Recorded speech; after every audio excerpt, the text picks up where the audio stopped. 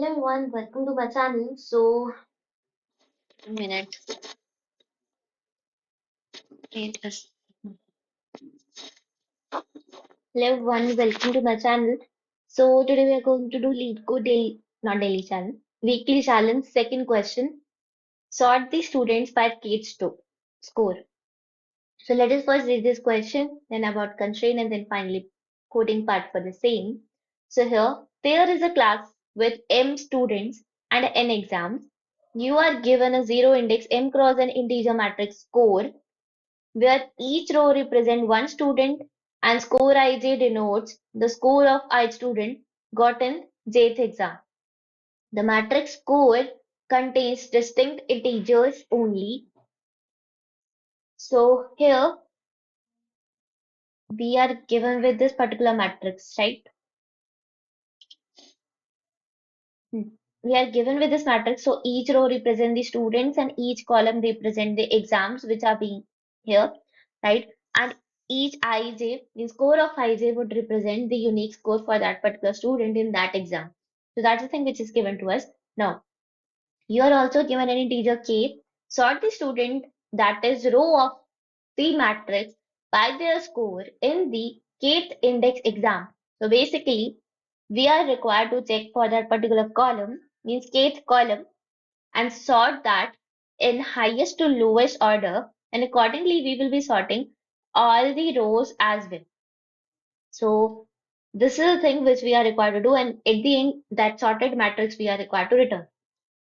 Now here, as per the constraint which we can see here, the constraints are that score would be up to 10 to the power 5 and across m and n could go up to 250, means 250 into 250 matrix,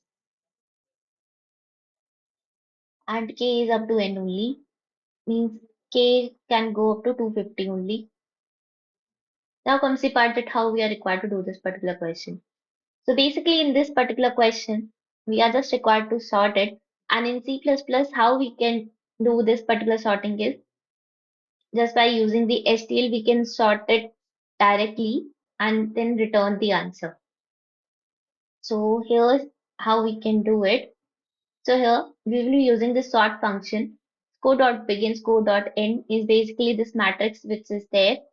We'll be taking that and using this lambda function, having both of those vectors with us, then sorting in decreasing order. That's how we are required to do. And with this only, the score input matrix which is being given to us, it would be sorted. And then at the end, we are required to return the score at the end.